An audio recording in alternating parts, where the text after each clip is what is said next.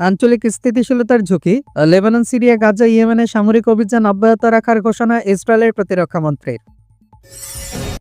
মানবিক বিপর্যয়ের মধ্যেও রক্তপাত, চলমান যুদ্ধবিরতি লঙ্ঘন করে ইসরায়েলি হামলায় গাজায় নিহত আহত 7, এরদোয়ানের অভিযোগ। আন্তর্জাতিক জলপথে ইরানের বড় অভিযান, 40 লাখ লিটার চোরাই জ্বালানি বহনকারী ট্যাঙ্কার আটক করল বিপ্লবী গার্ড বাহিনী। কোরীয় উপদ্বীপের নিরাপত্তা হুমকির মুখে, মার্কিন দক্ষিণ কোরিয়া পারমাণবিক সাবমেরিন চুক্তির কড়া সমালোচনা করলেন কিম জং উন। ভেনেজুয়েলার তেলের উপর মার্কিন কোয়ারেন্টিন, হোয়াইট হাউসের অর্থনৈতিক চাপ প্রয়োগের কৌশল, সামরিক তৎপরতায় উত্তেজনা বৃদ্ধি। ভারতের পশ্চিমবঙ্গের কলকাতায় বাংলাদেশ উপ হাইকমিশনের দিকে যাওয়া বিক্ষোভকারীদের ব্যাপক লাঠিচার্জ করেছে পুলিশ। এর আগে দিল্লিতে বাংলাদেশ হাইকমিশনের সামনে বিক্ষোভ করে হিন্দুত্ববাদী দল, বিশ্ব হিন্দু পরিষদ ও বজরঙ্গী দল। বিশ্লেষকদের মতে আসন্ন বিধানসভা নির্বাচনকে কেন্দ্র করে হিন্দুত্ববাদী ইস্যুগুলোকে সামনে এনে ভোটারদের ধর্মীয় ভিত্তিতে বিভক্ত করতে চাইছে বিজেপি। হাতে লাঠি ও গেরুয়া রঙের পতাকা, মুখে বাংলাদেশের সরকার বিরোধী স্লোগান। ময়মনসিংহের হিন্দু যুবক দীপু দাসকে নির্মমভাবে হত্যার ঘটনায় উত্তপ্ত কলকাতায় বাংলাদেশ উপ হাইকমিশন এলাকা। 23 ডিসেম্বর ভারতের দিল্লিতে বাংলাদেশ হাই কমিশনের সামনে বিক্ষোভ করে বিশ্ব হিন্দু পরিষদ ও বজরঙ্গী দল। এরপর সেই বিক্ষোভের ঢেউ আছড়ে পড়ে পশ্চিমবঙ্গেও। দুপুর 2টার দিকে বিক্ষোভকারীদের আটকে দেয় পুলিশ। এ সময় তারা ব্যারিকেড ভেঙে হাই সিকিউরিটি জোনে থাকা বাংলাদেশ উপ হাই কমিশনের দিকে আসতে চায়। পুলিশ এতে বাধা দিলে সংঘর্ষ শুরু হয়। ওই সময় এলাকাটি পরিষ্কার করতে পুলিশ ব্যাপক লাঠিচার্জ করে।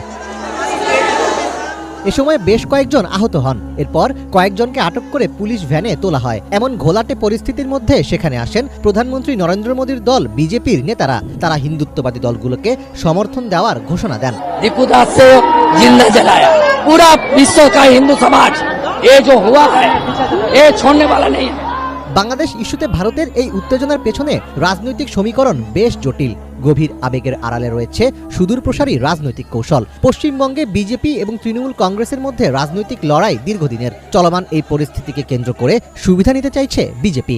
বিশ্লেষকদের মতে আসন্ন বিধানসভা নির্বাচনকে কেন্দ্র করে হিন্দুত্ববাদী ইস্যুগুলোকে সামনে এনে ভোটারদের ধর্মীয় ভিত্তিতে বিভক্ত করতে চাইছে বিজেপি। ভারতের প্রবীণ সাংবাদিক শুভাশিস মৈত্রের মতে বাংলাদেশ ইস্যুকে কাজে লাগিয়ে পশ্চিমবঙ্গের ভোটে রাজনৈতিক সুবিধা নিতে চাইছে বিজেপি।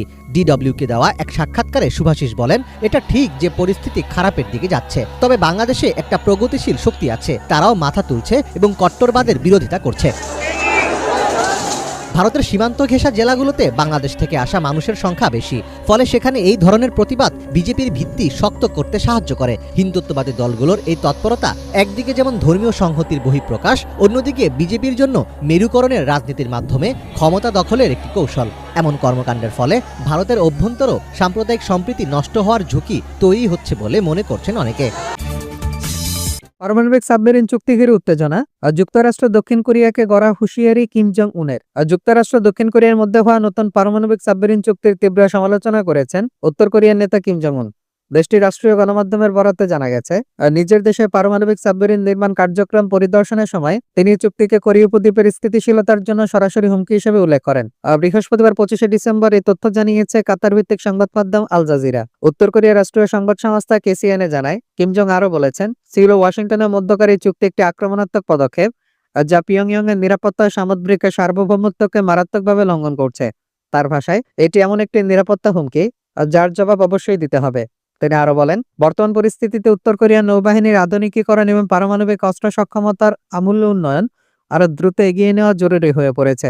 বুধবার 24 ডিসেম্বর পিয়ংইয়ং একটি সাবমেরিন নির্মাণ প্রকল্প পরিদর্শনকালে কিম এসব মন্তব্য করেন। ওই প্রকল্পে একটি প্রায় 8700 টন ওজনের পারমাণবিক শক্তিচালিত কৌশলগত নির্দেশিত ক্ষেপণাস্ত্র সাবমেরিন নির্মাণ করা হচ্ছে বলে জানিয়েছে কেসিএনএ। একই দিন উত্তর কোরিয়ার নেতা জাপান সাগরে, যাকে পিয়ংইয়ং কোরিয়ার পূর্ব সাগর বলে, একটি নতুন উচ্চতা ভিত্তিক দীর্ঘপাল্লার বিমান বিধ্বংসী ক্ষেপণাস্ত্রের পরীক্ষামূলক উৎক্ষেপণ ও তদারকি করেন। কেসিএনের দাবি অনুযায়ী পরীক্ষাটি সফল হয়েছে এবং ক্ষেপণাস্ত্রটি প্রায় 200 কিলোমিটার উচ্চতার একটি লক্ষ্যবস্তুতে আঘাত আনে। এই ঘটনাগুলো এমন এক সময়ে ঘটল যখন দক্ষিণ কোরিয়ার বার্তা সংস্থা ইয়নহাপ জানিয়েছে, পারমাণবিক শক্তিচালিত সাবমেরিন প্রযুক্তি অর্জনের জন্য যুক্তরাষ্ট্রের সঙ্গে একটি স্বতন্ত্র চুক্তি করার চেষ্টা চালাচ্ছে সিউল।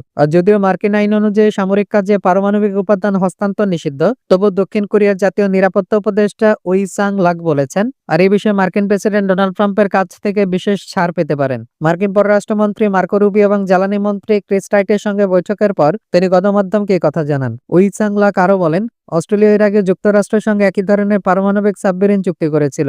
আর দক্ষিণ কোরিয়া আশা করছে আগামী বছরের শুরুতে ওয়াশিংটনের সঙ্গে এ বিষয়ে আনুষ্ঠানিক আলোচনা শুরু হবে। উপর স্মরণকালের ভয়াবহ হামলা পরিকল্পনার অভিযোগে মুসলিম 2 আসামিকে দোষী সাব্যস্ত করেছে যুক্তরাজ্যের আদালত। এতে নতুন করে ছড়িয়ে পড়েছে আইএস জঙ্গি হামলার আতঙ্ক। অস্ট্রেলিয়া ইহুদিদের লক্ষ্য করে গুলিবর্ষণ আর 15 জনকে হত্যার 10 দিনের মাথায় এই রায় এলো। দোষী সাব্যস্ত হয়েছেন 38 বছর বয়সী ওয়ালিদ সাদাউই আর 52 বছর বয়সী আমার হোসাইন। তিউনিসিয়ায় থেকে যুক্তরাজ্যে যাওয়া সাদাউই ব্রিটিশ নারীকে বিয়ে করে 2012 সালে এসেক্সে বসতি গড়েন। আর ইরাকের সাবেক সেনা সদস্য আমার কুয়েত থেকে যুক্তরাজ্যে গিয়ে বসতি গড়েছেন 2006 সালে। ব্রিটিশ গোয়েন্দা সংস্থা MI6 জানিয়েছে হামলার জন্য AK-47, 1200 রাউন্ড গুলি আর 2টি হ্যান্ডগান কিনতে আগাম অর্থ পরিশোধ করেছিলেন মূল পরিকল্পনাকারী সাদাউই। 2024 সালের 8 মে একাধিক অভিযানে তাদেরকে গ্রেফতার করে পুলিশ। বলা হয়েছে যুক্তরাজ্যের ইতিহাসে ভয়ঙ্করতম হামলা চালিয়ে ইহুদিদের হত্যার পাশাপাশি আত্মঘাতী হওয়ার পরিকল্পনা ছিল তাদের। সেই সাথে 2001 সালের 11 সেপ্টেম্বর প্যারিসে সন্ত্রাসী হামলায় 130 জনকে হত্যার রেকর্ড ভাঙার ইচ্ছাও ছিল তাদের। অনুযায়ী এ সময় পালিয়ে যাওয়া বেসামরিক নাগরিকদের ওপর বিমান হামলা চালানো হয়েছে বলে জানিয়েছেন স্থানীয়রা। ভেনেজুয়েলায় যুক্তরাষ্ট্রের আরোপিত অবরোধ সমর্থন বা অর্থায়নে যুক্ত ব্যক্তিদের বিরুদ্ধে কঠোর শাস্তির আইন পাশ করেছে মাদুরো প্রশাসন। মঙ্গলবার দেশটির পার্লামেন্টে পাশ হওয়া আইন অনুযায়ী দোষীদের 20 বছর পর্যন্ত কারাদণ্ড হতে পারে।